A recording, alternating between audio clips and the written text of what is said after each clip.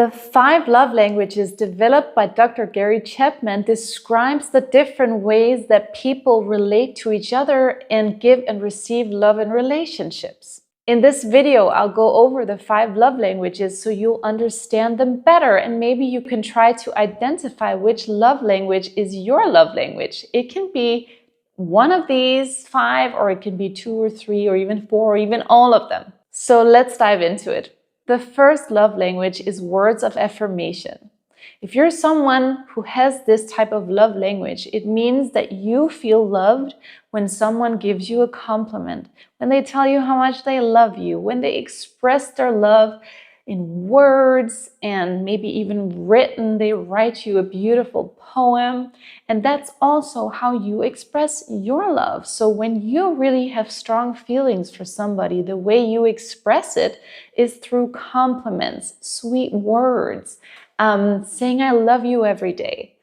And the thing about love languages is that it can be really difficult to understand that not everyone has your love language. And for some people, this doesn't really mean anything. For some people, words of affirmation, it just goes right over their head and they don't even really receive it. Which leads me to the next love language. The second love language is acts of service. So for someone who has this love language, they really appreciate when someone cooks them a good meal, fixes the car, cleans the house, does something for them that makes their life a little bit easier. That's how they feel cared for and essentially loved. And again, because this is their love language, that's probably also how they're going to give love. So when they want to give love to you, they're going to cook you a meal. They're going to do the dishes. They're going to do something for you that they know you'll appreciate. The third love language is receiving gifts. And no, this does not have to do with the amount of money someone spends on a gift. It's really not about that. It's about the thought that's put into giving something to someone that you know they'll really appreciate. So this could be giving flowers, whether you picked them outside in your garden, made a nice little bouquet, or you went to the flower shop and spent a lot of money on an extravagant bouquet of flowers. Just giving a gift for some people is really how they feel loved. So again, that's also how they're going to show love. They're going to give you gifts. Thoughtful gifts really make these people feel like they're seen by their partner. The fourth love language is quality time. This love language is kind of self-explanatory. It means that someone really appreciates spending quality time together. Quality time, which means time without the phones, time where you look each other in the eye and just talk and maybe laugh together, watch a movie, go for a walk together, do something fun, go to the gym together, something that you both enjoy, where you are focused and give each other undivided attention. And I have to repeat here that, of course, for a person like this, that's also how they're going to show their love to you. They're going to dedicate pockets of time to only you. The fifth love language is physical touch.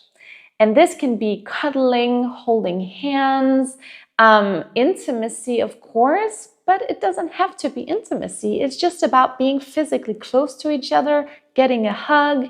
And again, for a person who has this as one of their love languages, they'll be very physically touchy, feely with you. You know, they'll hold your hand, they'll hug you, they'll do all of these things because that's how they feel love and that's how they give love as well. You can see that the challenge here is that it's very rare that people in relationships have the exact same love languages. Let's say someone in a relationship has the love language, which is words of affirmation and physical touch. And the other person has a love language that is acts of service and physical touch. Okay, they meet on the physical touch, so they can both receive and give love on that level.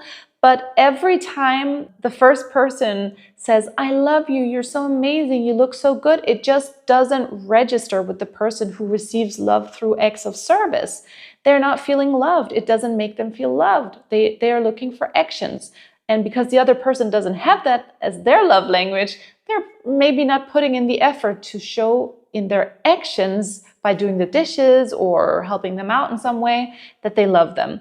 And again, the person with the love language, which is acts of service, may be doing the dishes every day or cleaning the whole house every week.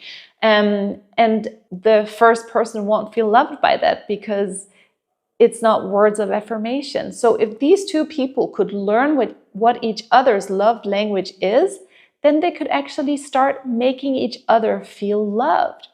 And that's why it's really important to try and identify what is your love language and what is your partner's love language. And remember, you can pick a couple, see which ones resonate with you.